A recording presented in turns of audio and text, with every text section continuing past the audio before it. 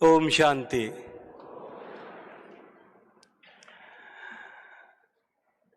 जल संरक्षण के इस देशव्यापी अभियान के शुभारंभ के अवसर पर मैं अपनी बात कहूं उससे पहले मैं राजयोगिनी दादी रतन मोहिनी जी के श्री चरणों में प्रणाम करना चाहता हूं, अभिवादन करना चाहता हूं और उनका आभार ज्ञापित करना चाहता हूं कि उनके नेतृत्व में, उनके मार्गदर्शन में ब्रह्म कुमारी ईश्वरीय विश्वविद्यालय ने समय की मांग, समय की आवश्यकता और महत्ता को समझते हुए माननीय प्रधानमंत्री जी के इस आह्वान कि हम जल के आंदोलन को जन जन का आंदोलन बनाएं, उस आह्वान के साथ में जुड़ते हुए इस जल जन अभियान का श्री गणेश आज अपने इस संस्थान से, अपनी इस पवित्र पूजित धरती से करने का निर्णय लिया है।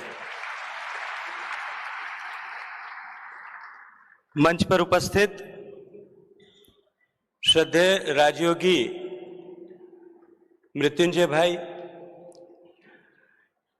लगभग ठीक 1 साल पहले मैं एक बार यहां आने का अवसर मुझे मिला था।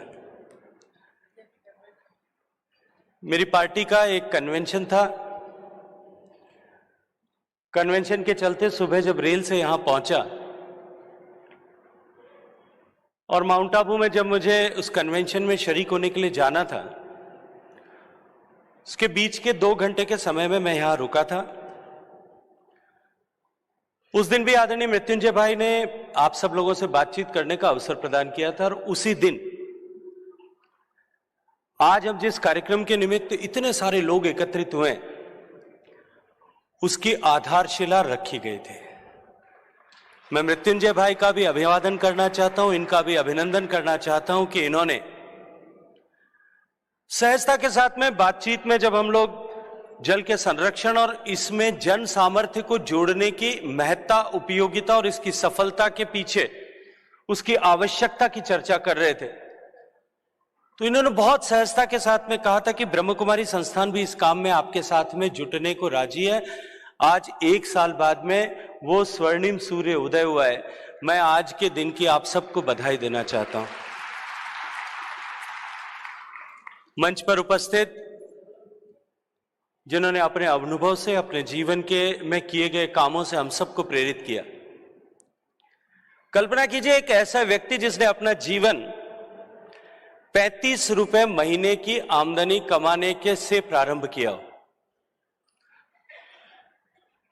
वो प्रतिष्ठा और पॉपुलैरिटी के शिखर पर पहुंचे और अपने द्वारा अर्जित जीवन भर की कमाई का 90% पानी, किसान और लोगों के कल्याण के लिए समर्पित कर दे। ऐसे व्यक्ति का सानिध्य ही कितना ऊर्जामयी होता है। और इतने महान व्यक्ति को इतने सा बड़ा काम कर रहे थे। मैंने एक सिर्फ टेलीफोन किया था मृत्युंजय भाई और मैंने आग्रह किया था, नाना पानी का काम है, आपको आना है। और नाना ने आना स्वीकार किया और मैंने इस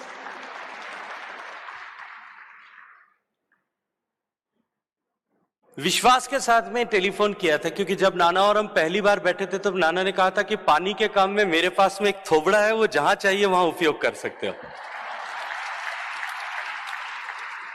और मैंने नाना के दिए हुए अधिकार का उपयोग किया। हम सब के बीच में आकर के इन्होंने हम सब का मार्गदर्शन किया अपने जीवन से। देखिए एक कथा दादी जो है मृत्युंजय भाई, एक कथा मेरी दादी सुनाया करते थे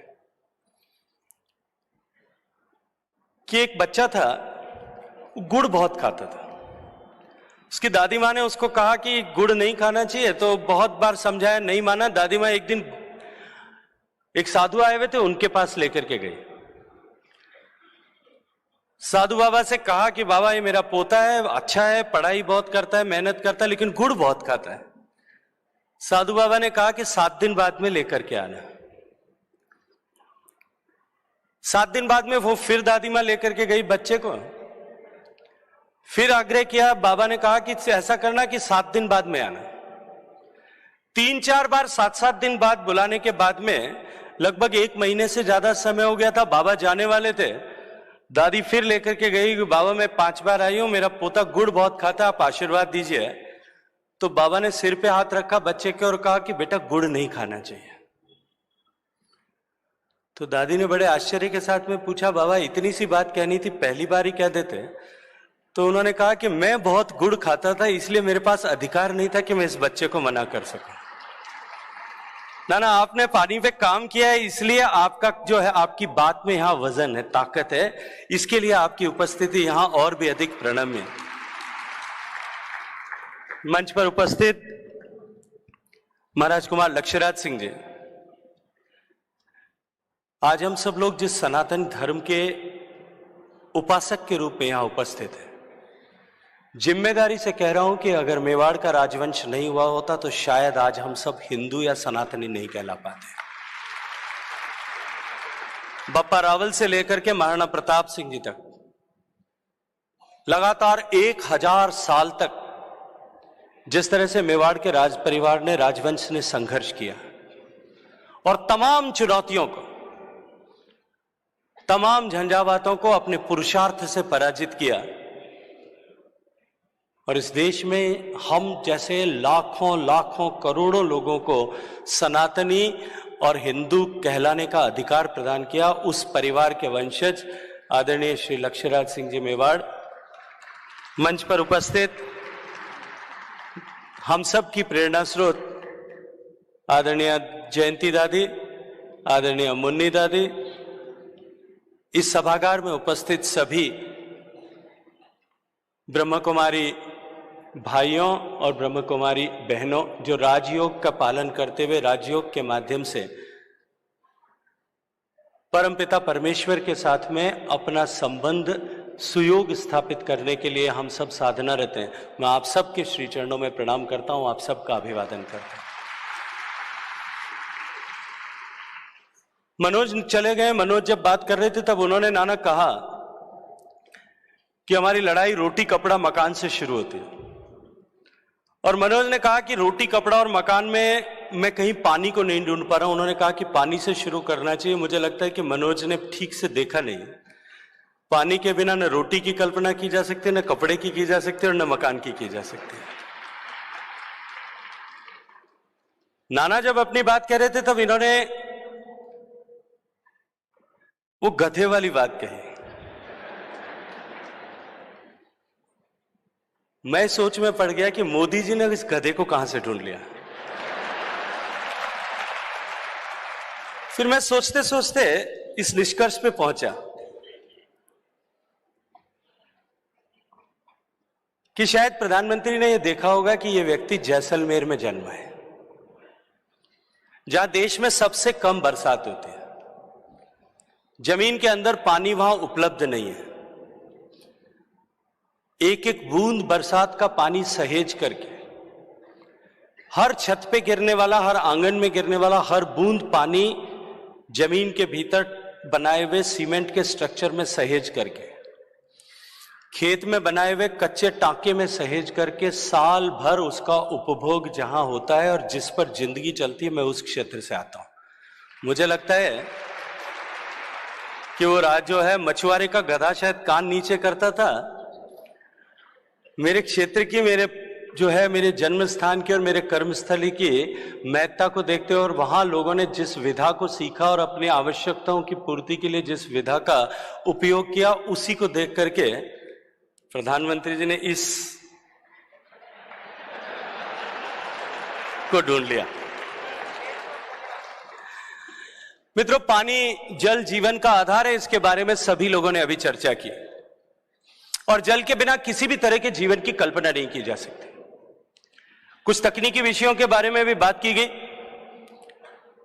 कि दुनिया में कुल जितना पानी है उसमें से मात्र 1% पानी ही जो है उपभोग के लायक है या हार्वेस्ट किया जा सकता है, उपयोग किया जा सकता है। उससे भी कम शायद होगा।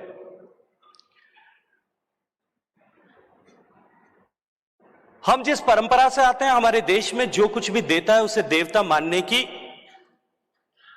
व्यवस्था विधान हमारे पूर्वजों ने, हमारे ऋषियों ने, मनीषियों ने किया था।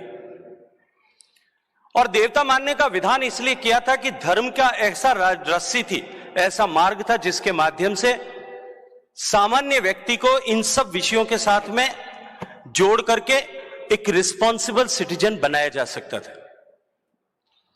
हमारे ऋषियों मुनियों ने विधान किया कि नदियों को देवता की तरह, देवी की तरह पूजा, समुद्र को, पानी के स्रोतों को हमने अलग अलग देव के रूप में आराधना की। वृक्ष जो ऑक्सीजन देता है, फल देता है, उसको हमने देव की तरह पूजा। पहाड़ को पूजा, पत्थर को पूजा। गौ माता दूध देती है, उससे देवी के रूप में पूजा। मां बाप जीवन देते हैं, गुरु जो है ज्ञान देता है। हर एक व्यक्ति को देव की तरह पूजने की, जो कुछ भी देता है उसे देवता की तरह मानने और आराधना करने का विधान किया, ताकि व्यक्ति उसके साथ में जुड़ सके, उसके साथ में व्यवहार करते समय संयम रख सके। लेकिन कालांतर में जिस तरह से धर्म का ये रज्जू, धर्म की ये डोरी जिस तरह से कमजोर हुई, दुर्भाग्य से उस देश में जहां जल को जगदीश मानने की परंपरा थी, आज दुनिया के सबसे ज्यादा कंटेमिनेटेड वाटर रिसोर्सेज उसी देश भारत में है। आज दुनिया के वैज्ञानिक जो पर्यावरण पर बात करते हैं, जो पर्यावरण की चिंता करते हैं, वो दुनिया में आज सबसे ज्यादा डरे हुए हैं, सहमे हुए। जिस तरह से पर्यावरण में परिवर्तन हो रहा है, जलवायु के परिवर्तन का प्रभाव और प्रकोप जिस तरह से हमारे दरवाजे पर दस्तक देता हुआ दिखाई दे रहा है, दुनिया की वही वैज्ञानिक जो जिनकी ताकत के आधार पर दुनिया इस प्रकृति पर विजय करने के लिए चली थी, आज वो वैज्ञानिक सबसे ज्यादा डरे और सहमे हुए हैं। जहां कहीं भी बैठते हैं, जहां कहीं भी चर्चा होती है, वहां सब जगह के आने वाले समय में कुछ दशक बाद, केवल कुछ दशक बाद बढ़ी हुई आबादी का पेट भरने के लिए, उसका जीवन चलाने के लिए पानी कहां से आएगा, और अनेक तरह की कल्पनाएं की जाती है कि शायद आने वाला विश्व युद्ध जो है वो पानी को लेकर के होगा। विश्व युद्ध होगा न होगा मैं उस चर्चा में नहीं जाना चाहता, लेकिन निश्चित रूप से पानी आज आने वाले समय के विश्व के लिए आज भी चुनौती और दिन प्रतिदिन एक नई चुनौती के रूप में बढ़ रही। हम भारत के लोगों के लिए चुनौती और भी बड़ी है। वो बड़ी इसलिए है कि अब दुनिया के कुल मिलाकर के जितना पीने योग्य पानी है उसका केवल 4% पानी हमारे पास में, जबकि दुनिया की 18% आबादी हमारे भारत में, 20% से ज्यादा कैटल पॉपुलेशन, पशु आबादी हमारे भारत में, उसके सापेक्ष केवल 4% पानी हमें मिला है। इसलिए हमारी चुनौती और भी बड़ी है। हमारी चुनौती और भी बड़ी इसलिए है कि हम दुनिया की सबसे तेजी से बढ़ती हुई आबादी वाले देश हैं। हमारी चुनौती और भी बड़ी इसलिए है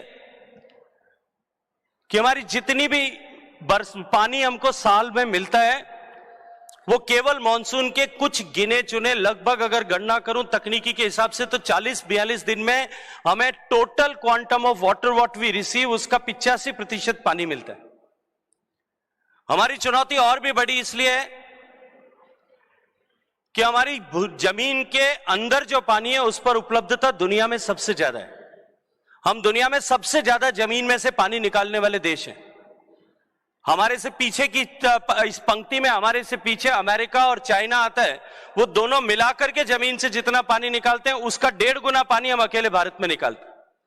हमारी 65% डिपेंडेबिलिटी, चाहे वो पीने का पानी होगा, चाहे वो खेती के लिए पानी होगा, चाहे वो उद्योग धंधों के लिए पानी होगा, उसकी 65% डिपेंडेबिलिटी जो है हमारे धरातल में के भूगर्भ के जल से जो पानी आता है उसके ऊपर निर्भर करती है। अतिदोहन के कारण से जिस तरह से भूगर्भ का जल जो लाखों सालों में पृथ्वी बनने के बाद में एकत्रित हुआ था, पिछले 50 साल में से हमने उसके 20% भाग जो है कोक को बांझ कर दिया, खोखला कर दिया। वहां पानी नहीं बचा है या समाप्त होने की कगार पर खड़ा है। हमारी चुनौती और भी बड़ी इसलिए है कि हमारी जितनी नदियां हैं देश की, उन नदियों में से केवल हिमालय से निकलने वाली कुछ नदियों को छोड़ दें और उसका भी कुछ हिस्सा छोड़ दें, बाकी सारा पानी जो है वो मानसून के समय, बरसात के समय में आता है। हमारी चुनौती और भी बड़ी इसलिए है कि हमारे देश में दुनिया की में जिस गति से बढ़ रहा है उससे लगभग 1.25 गुना दर से अर्बनाइजेशन बढ़ रहा है, शहरीकरण बढ़ रहा है। हमारी चुनौती और भी बड़ी इसलिए है कि हमारे देश में दुनिया की सबसे तेजी से बढ़ती हुई अर्थव्यवस्था अगर कोई है तो हमारा देश है। और जिस तरह से दुनिया की आर्थिक जगत का परिदृश्य अगर उठा करके देख लें, दुनिया में जैसे जैसे जिस किसी भी देश ने आर्थिक रूप से प्रगति की, वैसे वैसे उसी प्रपोर्शन में उसके पानी की डिमांड बढ़ती है। हमारी चुनौती और भी बड़ी इसलिए है कि हमारे जल के स्रोत जो हैं वो प्रदूषित हो गए। ऐसे चुनौतीपूर्ण समय में मुझे आज और आज से लेकर के आगे जो आशा की सबसे बड़ी किरण दिखाई देती है वो यह है कि आज धर्म और धर्म के साथ साथ में पुरुषार्थ ने भी इस पानी को बचाने और संरक्षण करने के आंदोलन की शुरुआत आज इस स्थान से की। अनेक चुनौतियां होते हुए भी आने वाले समय में हम अपने देश का जल सामर्थ्य किस तरह से बनाए रखें और देश की बढ़ती हुई इस बढ़ते हुए देश विकसित भारत बनने के लक्ष्य को लेकर के चलने वाले देश के विकसित भारत बनने के सपने में जल की आपूर्ति बाधा न बने। माननीय प्रधानमंत्री जी का आह्वान था कि इस चुनौती को पूरा करने के लिए जल के आंदोलन को जन जन का आंदोलन बनाने की आवश्यकता है। और जन जन का आंदोलन बनाने के जो प्रयास पिछले इतने समय से हो रहे, माननीय प्रधानमंत्री जी ने 2019 में जल के नाम पर एक मंत्रालय अलग से बना करके वानी के विषय में जितने अलग अलग डिविजन्स डिपार्टमेंट्स काम करते थे उन सब का एकीकरण करके एक मंत्रालय, एक छत के नीचे हम होलिस्टिक प्लानिंग कर सके, इसकी रूपरेखा रखी। और उसके बाद से निरंतर जल के आंदोलन को जन जन का आंदोलन बनाने के लिए जितने अवसर आए, जहां कहीं भी अवसर आए, आज भी हम सबको वो वर्चुअली मार्गदर्शन करने वाले हैं। इस कार्यक्रम के अंत में हमारे सबके साथ में जुड़ने वाले अनेक अवसरों पर उन्होंने, लगभग हर अवसर पर उन्होंने जल के संरक्षण की महत्ता, जल के संरक्षण की दिशा में काम करने वाले लोगों का उल्लेख करके किस तरह से हम सब मिलकर के आने वाले समय में भविष्य को सुरक्षित कर सकते हैं, आने वाली पीढ़ी के जीवन को सुरक्षित कर सकते हैं, इस पर विचार व्यक्त किए। और उसके चलते आज जल का आंदोलन जन जन का आंदोलन बनने की दिशा में आगे बढ़ चला है। और आज का दिन निश्चित रूप से जब ब्रह्म कुमारी संस्थान ने 140 देशों के अपने सारे सेंटर्स भारत की बाउंड्रीज से बाहर निकल करके भी, और भारत के सारे 5000 से ज्यादा सेंटर्स पर जहां आज लाखों लोग वर्चुअली इस कार्यक्रम के साथ में जुड़े हैं, वहां बैठ करके इस कार्यक्रम के साक्षी बने, जल की प्रतिज्ञा लेने के लिए आतुर हैं। आज लाखों लोगों को साथ जोड़ करके न केवल संकल्पबद्ध करने की शुरुआत आज यहां से की है, अपितु साथ ही साथ में 5000 से ज्यादा वाटर बॉडीज का संरक्षण करेंगे, इसका उद्घोष भी आज यहां से किया है, कमिटमेंट यहां से किया है। आज का दिन निश्चित रूप से अभिनंदन का दिन है, आज का दिन निश्चित रूप से अविस्मरणीय दिन है। मित्रों, जितना पानी हमारे पास में आता है, बरसात से आता है, बर्फ से आता है, इंटरनेशनल बेसिन से भी कुछ पानी हमारे देश में आता है, उसकी मात्रा का अगर मैं गणना करूं लगभग 4000 बिलियन क्यूबिक मीटर्स पानी हमारे पास आता है। 4000 बिलियन क्यूबिक मीटर्स में से जो हार्वेस्टेबल कंपोनेंट है, बहुत सारा पानी बह करके नदियों से समुद्र में चला जाता है, जमीन के भीतर चला जाता है, मॉइस्चर के रूप में चला जाता है, वाष्प बन करके उड़ जाता है, बर्फ के रूप में ग्लेशियर्स पर डिपॉजिट हो जाता है। कुल मिलाकर के जितना पानी आता है उसका आधा, लगभग 2000 बिलियन क्यूबिक मीटर पानी जो है वो हमारे उपभोग के लिए हार्वेस्टेबल। देश के सारे बांध, देश के सबसे बड़े बांध से लेकर के जो सबसे छोटी वाटर बॉडी की कल्पना हम कर सकते हैं, जो चित्रण हम कर सकते हैं या याद हम कर सकते हैं, अपने ब्रह्म कुमारी संस्थान के बीच में भी बनी हुई होगी, उस तक के सारे पानी को जो जहां एकत्रित होता है बरसात का पानी, उस सबको अगर मैं जोड़ लूं तो भी देश में total water bearing capacity on earth जो है वो उस 2000 बिलियन क्यूबिक मीटर्स में से केवल 300 क्यूबिक मीटर्स है। 300 बिलियन क्यूबिक मीटर पानी ही हम जमीन पर रोक पाते हैं। जो हमारी आवश्यकता है देश की, उस आवश्यकता की आपूर्ति के लिए जितना पानी हमें कुल चाहिए, आज की आबादी, आज की कुल मिलाकर के हमारी सारी आवश्यकताओं की, वो लगभग 750-800 बिलियन क्यूबिक मीटर है। हिंदुस्तान के प्रत्येक व्यक्ति की आवश्यकता, प्रत्येक व्यक्ति के लिए उपलब्ध पानी 50 साल पहले जितना पानी उपलब्ध था वो लगभग 5000 क्यूबिक मीटर होता था एक व्यक्ति के लिए। आज घट करके केवल 1500 क्यूबिक मीटर के आसपास में रह गया, क्योंकि हमारी आबादी 3.5 गुना बढ़ गई है। पानी 50 साल पहले भी उतना ही आता था, आज भी उतना ही मिलता है। और आबादी जिस अनुपात में बढ़ रही है और आवश्यकताएं जिस अनुपात में बढ़ रही है, जैसा मैंने चुनौतियों की चर्चा करते हुए कहा, आने वाले समय में हमारा देश और आने वाली पीढ़ियां जो हैं, कन्विक्शन के साथ में यदि अगर आज हमने काम करना प्रारंभ नहीं किया, संकल्प के साथ में काम नहीं करना प्रारंभ किया, तो दुनिया में बहुत सारे अभागे देश ऐसे हैं जिनको सीवर के पानी को शुद्ध करके पीने के उपयोग में लेना पड़ता है। हमारी आने वाली पीढ़ी को भी उस कंपल्शन के साथ जीना पड़ेगा। इसलिए हमारी जिम्मेदारी है, हमारा कर्तव्य है कि हम इस पर काम करना प्रारंभ करें। देश की सरकार विभिन्न योजनाओं के माध्यम से, अलग अलग डिविजन्स के माध्यम से इन सब विषयों पर काम कर रही है। माननीय नरेंद्र मोदी जी के नेतृत्व में दुनिया में सबसे ज्यादा इन्वेस्टमेंट ओवर वाटर अगर कोई देश कर रहा है दुनिया में, वो भारत कर रहा है। 240 बिलियन अब 240 बिलियन यूएस डॉलर्स का इन्वेस्टमेंट भारत का केवल पानी को लेकर के, पानी के विषय को लेकर के हो रहा है। पूरी दुनिया में कहीं इतना काम नहीं हो रहा। नदियों के संरक्षण पर जिस तरह से माननीय प्रधानमंत्री जी के नेतृत्व में हमने काम किया, गंगा के शुद्धिकरण के लिए जिस स्तर पर प्रयास किए गए, अभी हाल ही में यूनाइटेड नेशंस ने पिछले एक दशक को डिकेड ऑफ रिस्टोरेशन ऐसा मानते हुए दुनिया भर के देशों से जो नेचुरल रिसोर्सेज के लिए रिस्टोरेशन पर जो काम हुआ है उसकी चर्चा, उसके लिए एंट्रीज मांगी थी कि आपके देश ने उसमें क्या काम किया, और उसका एक कंपटीशन आयोजित किया। दुनिया के 160 देशों ने अपने अपने किए हुए कामों के वहां जो है वो एंट्रीज सबमिट की।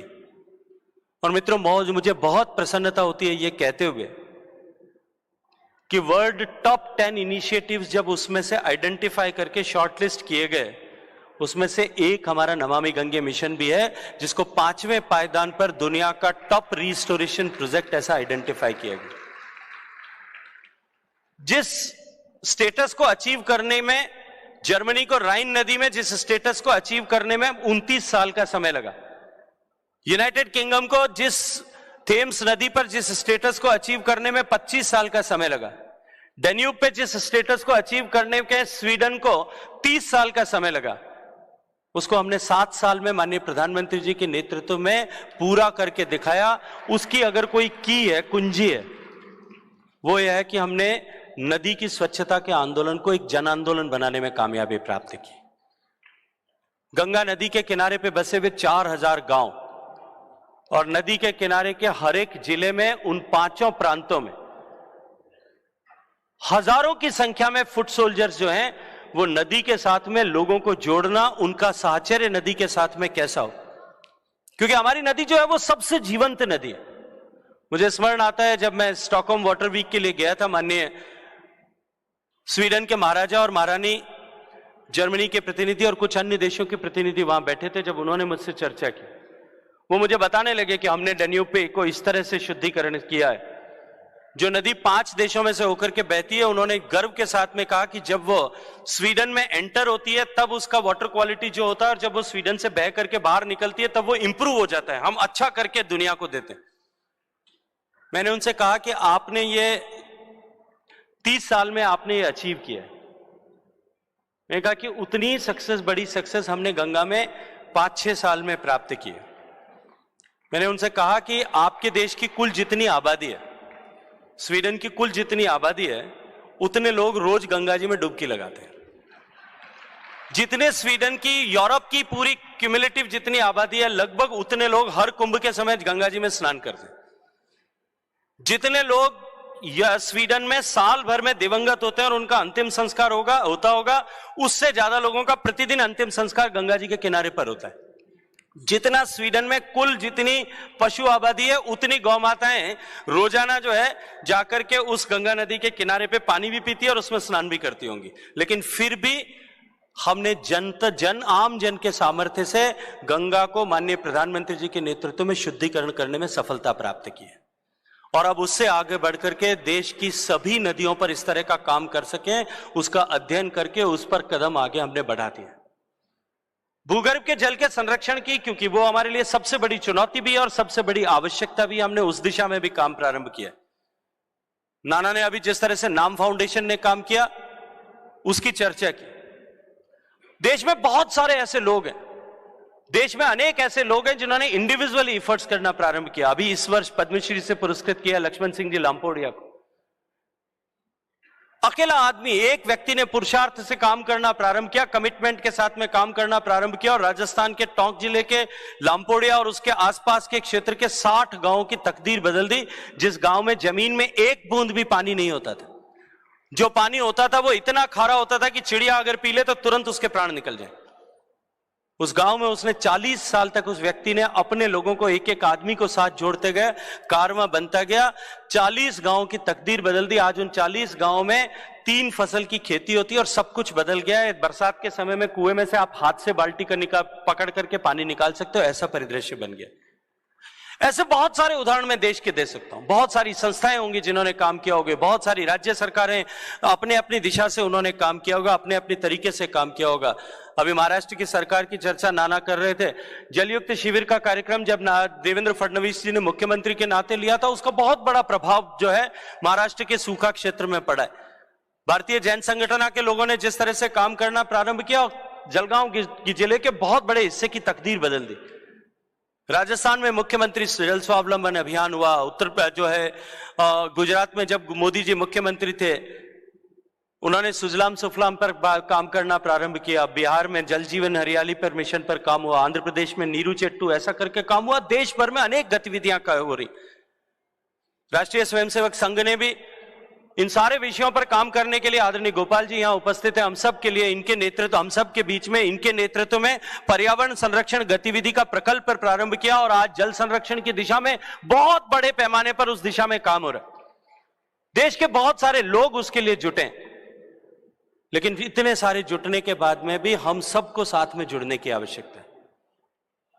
सरकार ने एक अनूठा प्रोग्राम भी माननीय मोदी जी के नेतृत्व में इस दिशा में लिया, क्योंकि अब तक हमने जितना भी काम किया वो सब सप्लाई साइड मैनेजमेंट के लिए किया। हम पानी कहां से ला सकते, हमने बांध बनाया, हम नदियों के मुंह को मोड़ा, हमने बांध से सीधे पानी नहीं जा सकता था, हमने लिफ्ट करके पानी को दूसरी जगह पे पहुंचाया, हमने जमीन का सीना फाड़ करके उसमें से पानी निकालना प्रारंभ किया।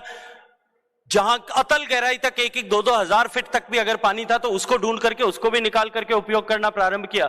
पिछले 50-100 साल में हमने लगभग 50-100 साल में जो कुछ भी हम सप्लाई साइड में मैनेज कर सकते थे उस सब पर काम करते हुए उस सब का उपभोग करके अधिकतम उपभोग कर लेने की विधा के साथ में हमने काम किया। लेकिन अब पहली बार देश में अटल भूजल योजना के माध्यम से नाम से हमने सप्लाई साइड की जगह डिमांड साइड मैनेजमेंट पर काम करना प्रारंभ किया कि हम कैसे अपनी डिमांड को रिड्यूस कर सकते हैं। जब हम डिमांड को रिड्यूस करने की बात करते हैं तो सामान्यतः सबसे पहला कहर जो है वो मेरी माताओं बहनों पर आता है कि ये पानी बाल धोने में बहुत पानी खराब करते हैं। उसके बाद में नाना और लक्ष्यराज सिंह जी तो नहीं है, लेकिन मेरे जैसे लोग जिसको रोज सुबह उठ करके अपने दाढ़ी काटनी पड़ती है उन पर भी दोष आता है कि दाढ़ी काटते समय पानी बहुत सारा बहाते हैं। बर्तन धोते समय महिलाएं बहुत सारा पानी वेस्ट करती है, गाड़ी धोने के लिए सब लोग सुबह पानी वेस्ट करते हैं। हर एक पानी बचाना, एक एक बूंद पानी की कीमत है, हमको बचाना ही है।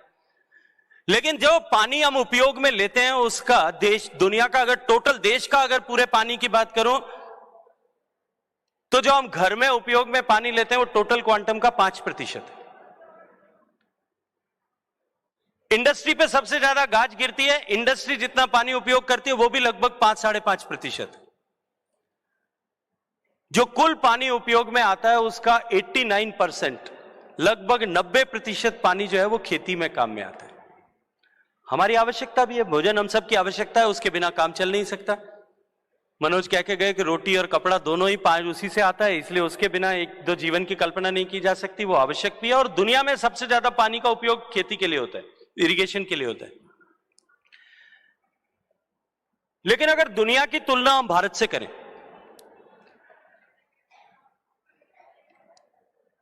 1 किलो चावल, इस बाबा की रसोई में तो पता नहीं कितने क्विंटल चावल रोज पकता होगा। 1 किलो चावल उत्पादन करने के लिए देश में एवरेज पानी की जो रिक्वायरमेंट होती है वो 5600 लीटर है, 5600 लीटर्स पानी। अभी मुझे सुबह एफएम के इंटरव्यू के लिए वो बहन जो है वो इंटरव्यू जो कर रही थी, उन्होंने मुझे पूछा कि आम आदमी के लिए आपका क्या संदेश है। मैंने कहा कि जो है खाना जूठा छोड़ना वो है वो आज से बंद कर दें तो बहुत बड़ी सेवा आप पानी, प्रकृति और पर्यावरण की करेंगे। 1 किलो चावल 5600 लीटर, एक कटोरी पानी चावल भी अगर हम बचा देते हैं तो आप समझ लिए कि आप 1000 लीटर पानी जो है वो व्यर्थ करते हैं। हम 1 किलो चावल उगाने में 5600 लीटर पानी उगाते हैं, और चाइना उतनी क्वालिटी का, उतनी क्वांटिटी में चावल, 1 किलो चावल पैदा करने के लिए मात्र 350 लीटर पानी का उपयोग करते हैं। ऐसा नहीं है कि हमारे पास में वो तकनीकी नहीं। डायरेक्ट सीडिंग ऑफ राइस से लेकर के राइस की जो वेराइटीज हैं जो लो वाटर में खड़ी रहती हैं, उससे 300, 400, 500 लीटर में पानी जो है वो उससे चावल उगाया जा सकता है। लेकिन एग्रीकल्चर एक्सटेंशन की जिम्मेदारी जिन लोगों के है, दे हैव मिजरेबली फेल्ड, उन लोग वो नहीं कर पाए। उसके कारण से आज भी हमारा किसान वही पुरानी परंपरा से चावल उगाने के लिए मजबूर है। हमको बदलने के लिए काम करना पड़ेगा।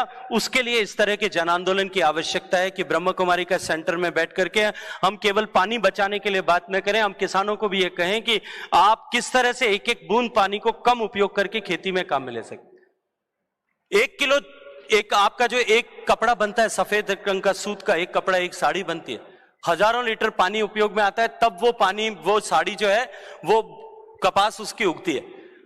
कई हजार लीटर पानी लगता होगा तब जाकर के वो प्रोसेस होकर के आपकी साड़ी के रूप में आती है, और कई हजार लीटर पानी जब लगता होगा तब उसकी पूरा लाइफ साइकिल पूरा होता होगा, वो कितने दिन तक आपके जैसे सफेद रह पाती हो। एक साड़ी अपने जीवन में जितना पानी का उपयोग करती है वो लाखों लीटर क्वांटिटी है दीदी। कि हम कैसे उसमें पानी को बचाएं, इसकी चिंता भी हमको एक जन आंदोलन बना करके करनी पड़ेगी। एक एक बूंद पानी की कीमत, खेती में हम किस तरह से उसका उपयोग कम से कम करें। आज हम दुनिया के सबसे बड़े उत्पादक हैं गेहूं के, सबसे बड़े उत्पादक हैं चावल के, हम दुनिया के सबसे बड़े उत्पादक हैं कपास के, हम दुनिया के सबसे बड़े उत्पादक हैं शुगर और शुगर केन के, हम दुनिया के सबसे बड़े प्रोड्यूसर हैं मिल्क के, हम दुनिया के सबसे सेकंड लार्जेस्ट प्रोड्यूसर हैं फ्रूट्स एंड वेजिटेबल्स के, हम दुनिया के सबसे बड़े प्रोड्यूसर्स हैं पीनट्स के, मूंगफली के।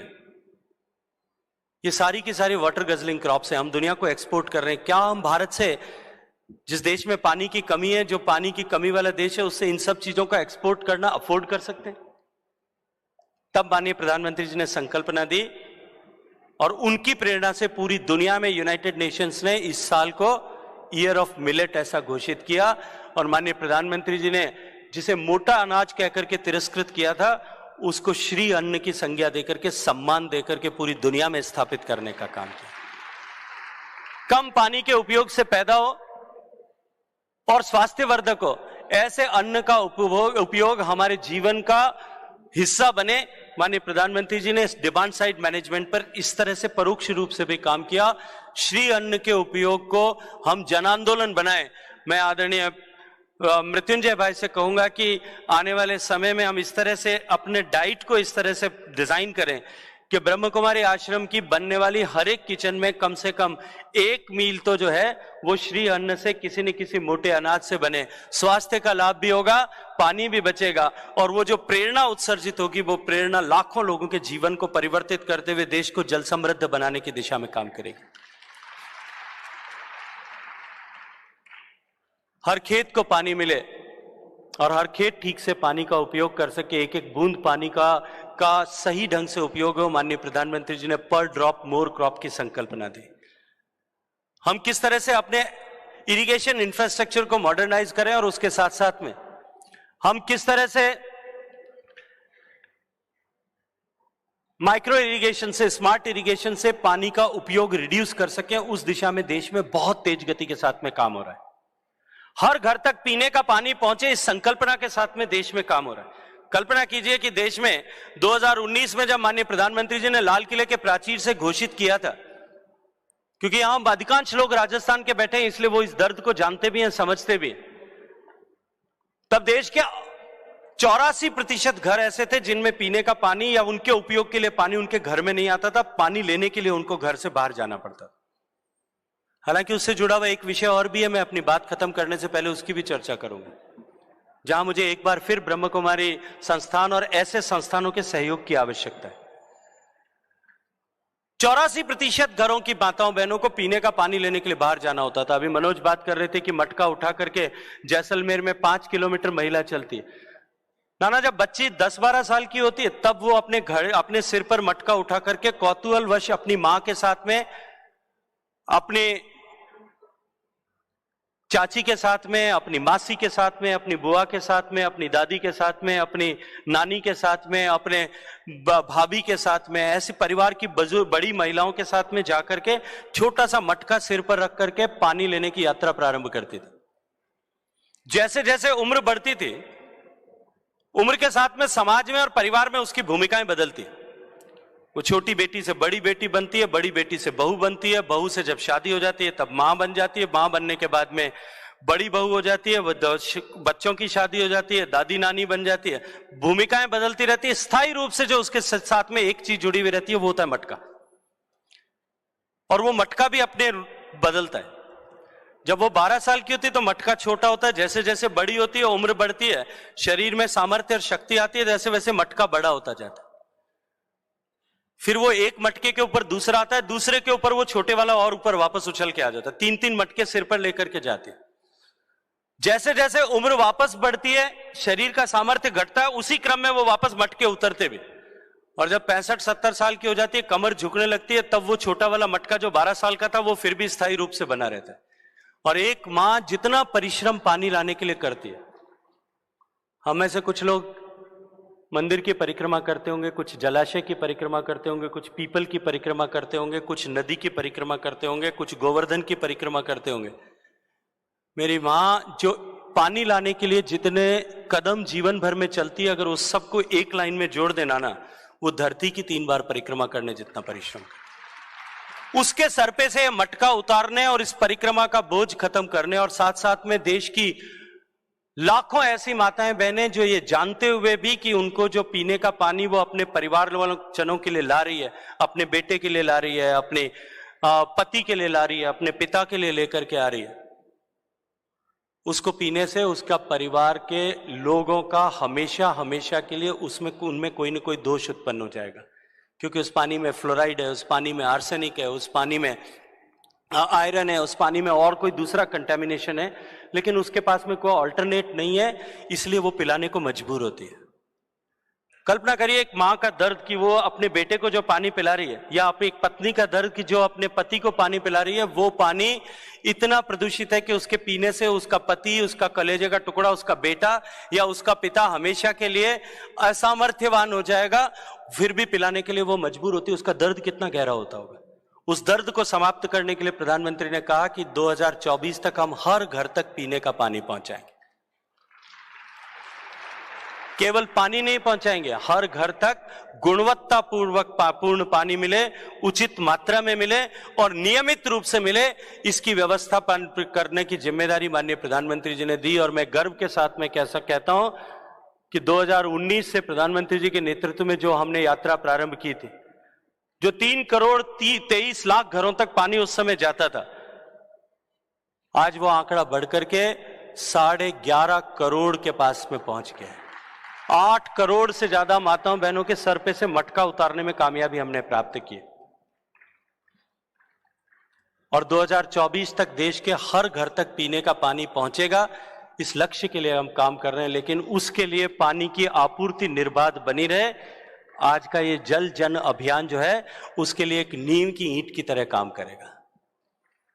मैं जब आपसे कह रहा था कि पानी घर से बाहर लेने के लिए माताओं बहनों को जाना पड़ता है, मैं जब छोटा था मैंने अपनी दादी से एक बार पूछा, मैंने उनसे पूछा कि दादी साहब आप जो है पूजा करते हैं तो पानी से पहले शुद्धिकरण करते हैं, भोजन करने से पहले पानी से भोजन को शुद्ध करते हैं, हम सबके परिवारों में इस तरह की परंपरा थी। स्नान करते समय भी आप मंत्र बोलते हैं, सारी नदियों को याद करते हैं। आप पानी को इतना पवित्र मानते हैं और हमारे यहां पानी जो है इतना गंदा क्यों है तालाब में? तो उन्होंने कहा कि पहले पानी को लेने के लिए हम पानी के घर पे जाते थे, उसके दरवाजे पे जाते थे। अब पानी तुम्हारे घर आने लग गया, उसका मोल समाप्त हो गया। उस मोल को एस्टेब्लिश करने के लिए वापस हम सबको काम करना पड़ेगा। उस मोल को एस्टेब्लिश करने का काम, जो मैंने जिस बाबा की कथा से अपनी बात प्रारंभ की थी कि दादी माँ को कि गुड़ खाओ, गुड़ खाना स्वास्थ्य के लिए हानिकारक होता है, वो कहने के लिए बाबा को 1.5 साल लगे थे। मुझे लगता है कि मेरे से ज्यादा अगर दादी जयंती दादी बात कहेंगी तो उसका प्रभाव शायद बहुत तेजी के साथ में लोगों के ऊपर होगा। इसलिए यह आवश्यकता है कि हम जल के लिए रिस्पेक्ट वापस पैदा करें लोगों के में। सामान्यतः हमारे परिवारों में क्या होता है, कोई बच्चा अगर एक्स्ट्रावेगेंट हो जाता है, तो बहुत सारा खर्चा करने लगता है, तो क्या कहते हैं कि जो है पैसे को पानी की तरह बहा रहा है। मतलब पानी को हमने ऐसा मान लिया है कि इसका कोई मोल नहीं है। अब हमको इस मिथक को तोड़ करके समाज के मन में इस बात को एस्टेब्लिश करना पड़ेगा कि पानी को पैसे की तरह बचा करके काम में लेना है। और अगर हम इसके लिए कामयाब हो जाएंगे तो हमारे देश में जितने प्रकृति ने संसाधन दिए हैं, आने वाले कई शताब्दियों तक हम देश को जल समृद्ध बनाए रख सकेंगे। जल की इस कथा पे मैं बहुत देर तक बात कर सकता हूं, एक एक विषय पर बात कर सकता हूं, सरकार के इनिशिएटिव्स पर बात कर सकता हूं, हम जल में प्रदूषण न हो उसके लिए किस तरह से काम कर रहे हैं उस पर बात कर सकता हूं, लेकिन उन विषयों पर मैं नहीं जाना चाहता। मैं केवल इतना ही कहना चाहता हूं कि हम वर्षा के एक एक बूंद को, पानी को सहेजें, बचाएं। जो बचाया हुआ पानी है उसका रिस्पेक्ट करें, उसको जुडिशियसली यूज करें। जो यूज किया हुआ पानी है उसको रिसाइकल करके रीयूज करने के लिए काम करें। मुझे अत्यंत प्रसन्नता है कि इस ब्रह्म कुमारी संस्थान ने भी अपने सारा पानी, जितना भी यूटिलाइज्ड वाटर होता है, उसको रिसाइकल करके वापस रीयूज करने का सिस्टम अपने यहां बना रखा है ऑलरेडी। पर प्रतिदिन 20 लाख लीटर पानी को जो है शुद्ध करके वापस उपयोग करने का काम जो है इन्होंने अपने यहां कर रखा है। आप जानते हैं कि एक बूंद पानी को अगर हम रिसाइकल करते हैं, because water can not be produced, उसका फॉर्म चेंज होता है केवल। समुद्र से वाष्प बनता है, वाष्प बन के बादल बनता है, बादल बन करके बरसात में गिरता है, बरसात में गिर करके वापस जाता है, फिर हम उपयोग में लेते हैं और यह साइकिल कंटिन्यूअस चलता रहता है। एक बूंद पानी रिसाइकल करके आप अगर वापस काम में लेते हो, that is creation of another drop of water, addition of another drop of water into the water cycle. इसलिए 20 लाख लीटर पानी रोज आप जिस तरह से रिसाइकल करते हैं, हम कैसे एक एक बूंद पानी को रिसाइकल करने के लिए काम करें। सरकार उस पर प्रयास करे वो एक तरफ है, लेकिन उसके अतिरिक्त तो हम कैसे उस पर काम कर सकते हैं, इस दिशा में जन चेतना के जागरण की जिम्मेदारी भी आज समाज को लेनी पड़ेगी। इन सब विषयों के साथ में हम जुड़ें, जल के आंदोलन को जन जन का आंदोलन बनाएं, और जो कुछ हमको मिला है,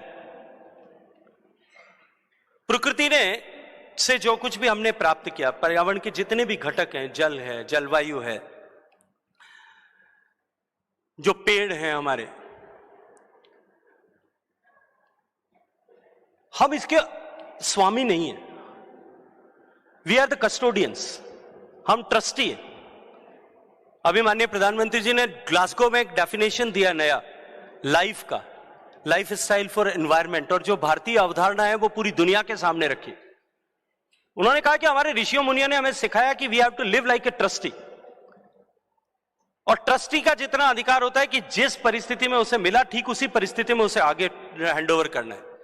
कल्पना कीजिए कि जिस तरह से हमारी पीढ़ी ने पानी का प्रदूषण किया है, जिस तरह से हमने उपभोग के लिए प्रकृति के विभिन्न घटकों का सर्वनाश किया है, अगर हमारे से आने वाली पीढ़ियों ने अगर उस तरह से किया होता तो क्या हम जीवित रह पाते? क्या हमारा अस्तित्व हो सकता था? उन्होंने विवेकपूर्ण उपयोग किया, उपभोग किया, उसके कारण से आज हम उपभोग करने के अधिकारी बने। लेकिन क्या हम इस तरह का उपभोग करने का अधिकार प्रकृति ने हमें दिया है? हमें कल्पना करनी पड़ेगी इस बात की कि क्या हम जिस परिस्थिति में हमें मिला, उसी परिस्थिति में आने वाली पीढ़ी को हैंडओवर कर पाएंगे? यदि अगर हम हैंडओवर कर पाते हैं तो यह हमारा मनुष्यत्व है कि हमने जैसा हमको मिला था, एक ट्रस्टी की तरह काम करते हुए आने वाली पीढ़ी को ठीक वैसी ही परिस्थिति में उसको हैंडओवर किया। अगर हम उसको उससे बेहतर करके देंगे, जैसा हमको मिला उससे हमने सुधार करके, उसकी गुणवत्ता को सुधार करके आने वाली पीढ़ी को दिया, तो वो देवत्व होगा।